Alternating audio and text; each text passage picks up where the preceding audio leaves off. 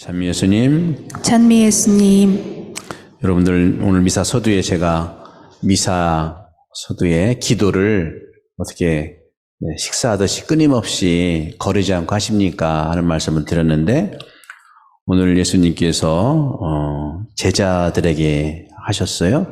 낙심하지 말고 끊임없이 기도해야 한다 하면서 비유를 들어줬는데 이 낙심이라는 것 자체가 초기 교회에서는 이게 나쁜 생각이에요. 낙심하고 낙담하는 거. 나쁜 생각, 나쁜 또 습관입니다. 또 많은 분은 그렇지 않은데 어떤 분은 항상 뭘 해도 낙심하는 분이 있어요. 낙담하고. 그래서 초기 교회는 8가지 나쁜 생각 중에서 이 낙담, 이 부분을 또 얘기하고 있어요. 그런데 낙심하지 말고 끊임없이 기도해야 한다는, 이 끊임없이 한다는 거, 항구하게 한다는 거. 항구하지 못하게 하는 또 죄가 있는데 항구하지 못한 게 있어요. 하다가 끝나고. 하다가 끝나는 것을 루틴 정기적으로 하면 계속 하는 거 아니겠어요? 한 달에 한 번 하는 사람이 2달에 2번 한다? 3달에 한 번 한다? 달수를 얘기하는 것보다도 끊임없이 하지 못하는 것, 이거를 뭐라고 하냐면 나태라고 합니다. 나태. 어떤 면에서 우리는 코로나가 2년 반 이렇게 진행되어 오면서 나도 모르게 나태가 드러나요. 나도 모르게 드러난다. 물론 기준이 우리 코로나 전에는 2,000명의 교우가 왔는데 지금은 반 정도 오는데 그럼 반이 다 나태냐? 저는 말할 수 없어요. 여러분 단테라는 사람 알죠? 이태리 유명한 작가고 단테 알리기에리라는 사람이 이제 1265년에 태어났는데 플로렌스 지향 프렌체라고 하죠. 단테가 그때 13세기 중반, 14세기 초반까지 살았는데 대단한 작품을 썼죠, 그죠? 단테의 무슨 곡? 다 하시네. 옛날 곡은 신곡은 하셨어. 네. 신곡 중에서 2번째 연옥편이 있어요. 연옥편에 가보면 입구가 있고 1층, 2층, 3, 7층까지 있는데 그 층수가 7가지 죄를 지은 사람이 들어가는 겁니다. 근데 입구에도 못 들어가는, 그래도 연옥 가면은 그래도 지옥보다 낫잖아, 그죠?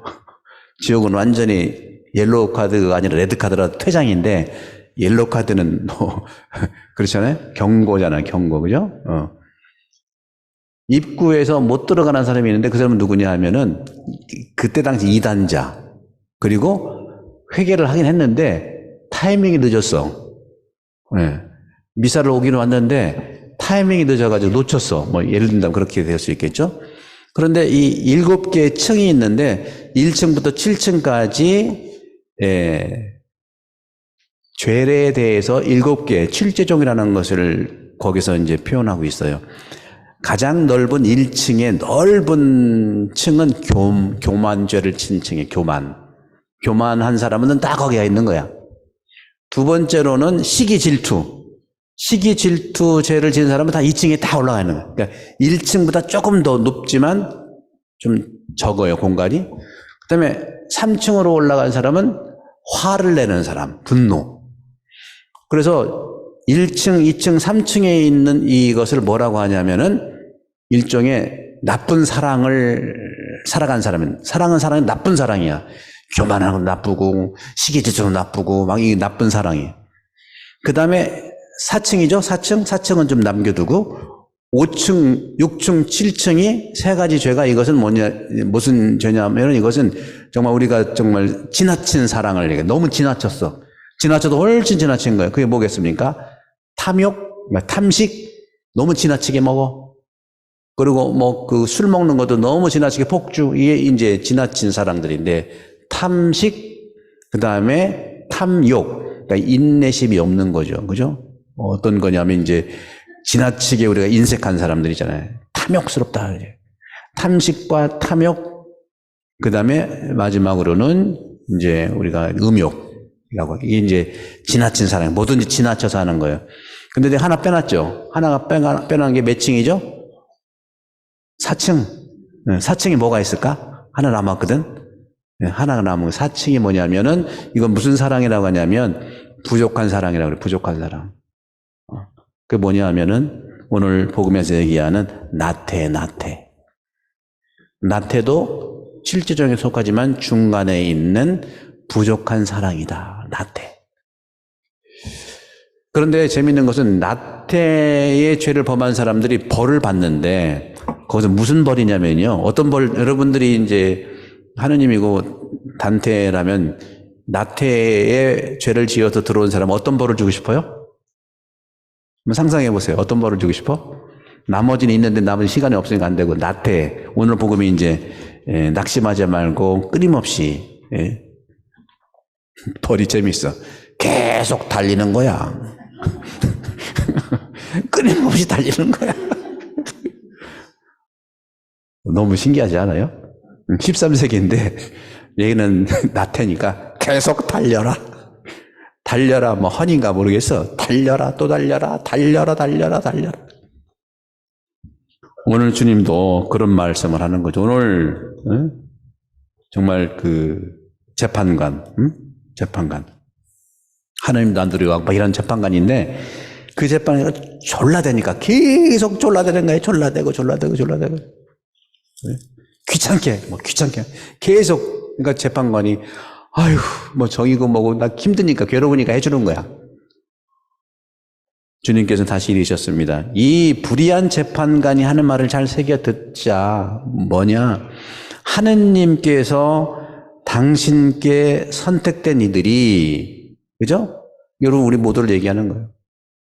밤낮으로 부르짖는데 그들에게 바른 판결을 내려주지 않으신 채 그냥 미적거리겠느냐? 하느님은 나태죄가 없잖아요. 그죠? 즉시 민원 해결해 드린다는 거죠.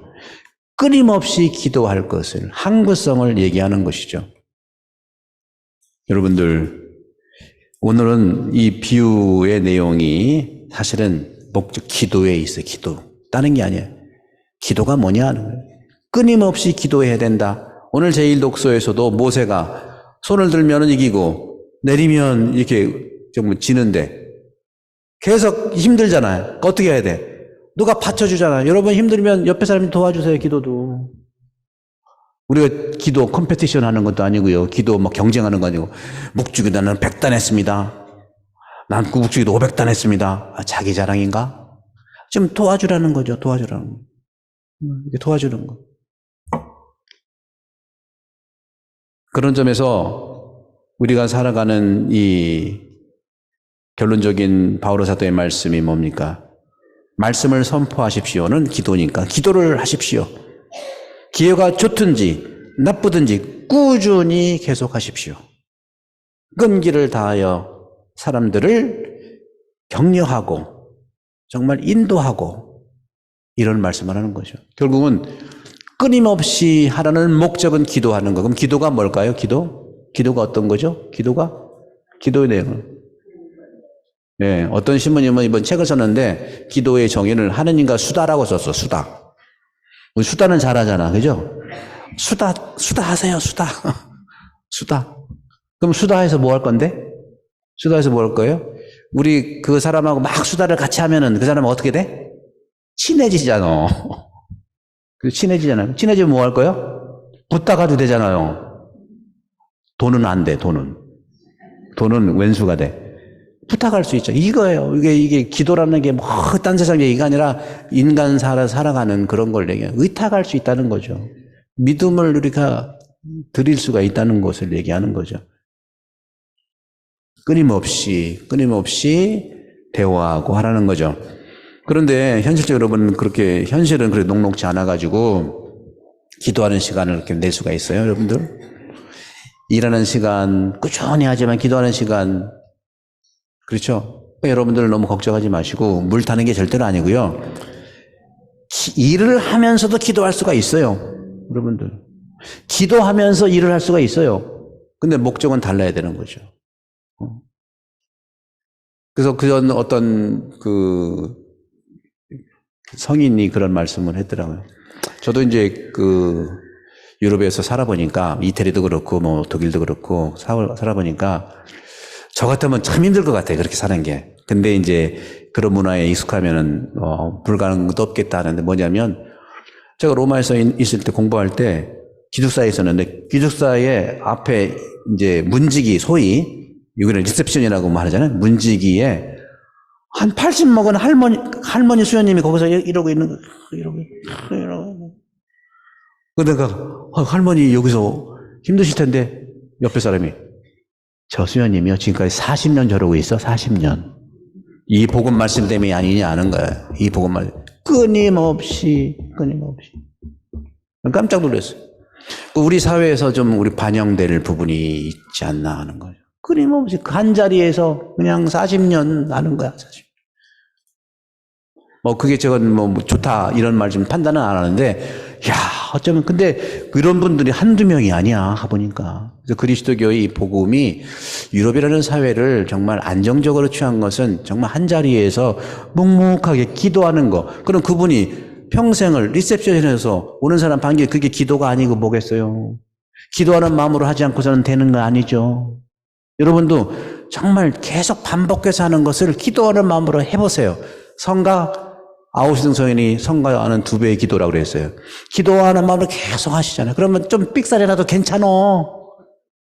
괜찮다는 건 좀 표현이고요. 기도하는 마음으로 계속.